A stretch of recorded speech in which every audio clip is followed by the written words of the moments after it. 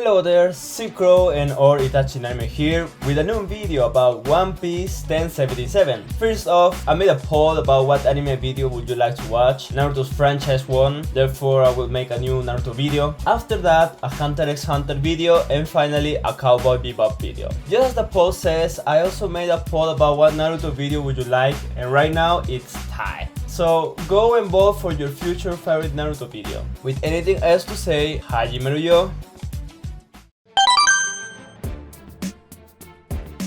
Because I left YouTube for 2 years, I have not catch on Wano arc. Therefore, I don't know much about King and his race, the Lunarian. Anyway, Luffy, Zoro, Lucy and Kaku are still fighting the Seraphims. They are concerned that the Seraphims are still not defeated because of the Lunarians' blood. In order to defeat them, they must take out the flames in their back. Then we have a funny scene about Zoro not noticing sooner the obvious similarities between the Seraphims and King. I want to talk a little bit about Lunarians. As I say, I have not catch on Wano arc, so I don't know King's past or the Lunarian race, only that they are almost extinct, or extinct, I'm not sure. But the word Lunarian is a familiar word in Spanish, meaning the Mooners, which what I understand is that this race can probably come from the moon or something like that.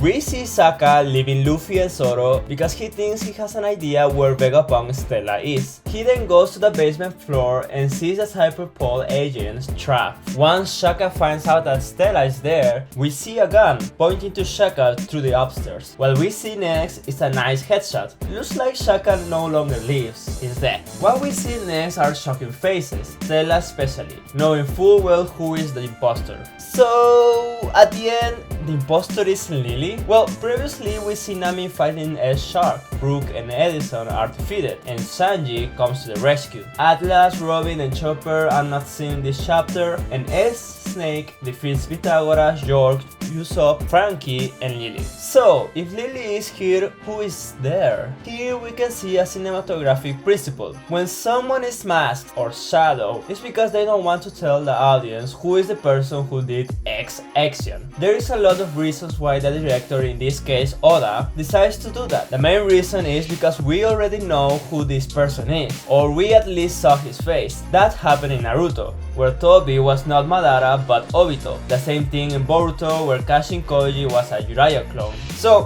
who is it? I try to zoom in who is the person upstairs, and I can't help to tell that there is not just one person. There are two persons there. Now, listen. What if the real traitor is none else than Stacy? Now, you're probably saying that makes no sense. She was already a double spy, helping Vegapunk all this time. Yeah, you're right, but what if she is a triple spy? Nah, just kidding. Well, something like that. In order to defend this argument, I will need to say who is the second person with Stacy. Ladies and gentlemen, none other than Rox the Xebec clone, Caribou.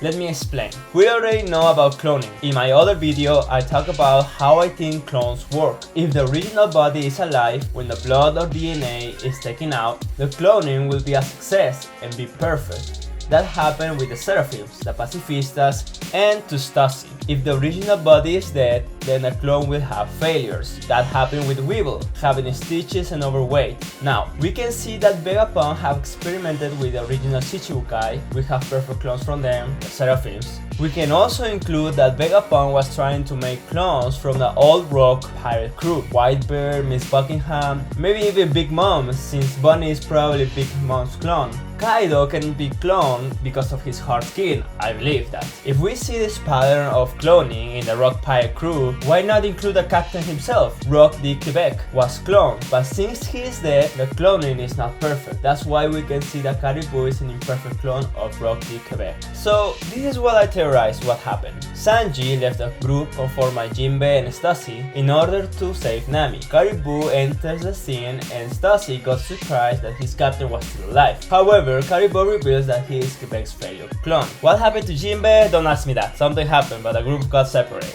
Now, since Caribou is an imperfect clone, I would assume that his funny characteristics can be defended, since he is not the perfect image of Xebec. Who knows? Probably the original Xebec was also funny. Anyway, this will make sense with a lot of things. First, the shadow in the previous One Piece manga chapter. That's Caribou.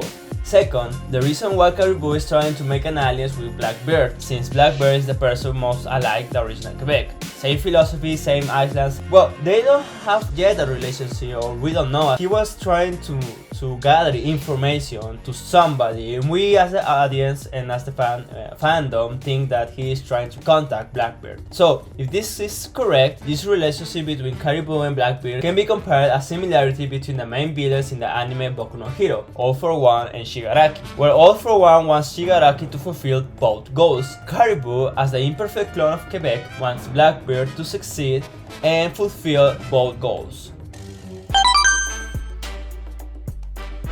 I still think Lily has something to do with this betrayal. That would mean that there are 3 impostors among us. But what do you think about my theory? Hope you enjoyed this video. Don't forget to like the video and subscribe if you want to see more videos like this. Hope you have a fantastic day and see you in the next video. Mata ne!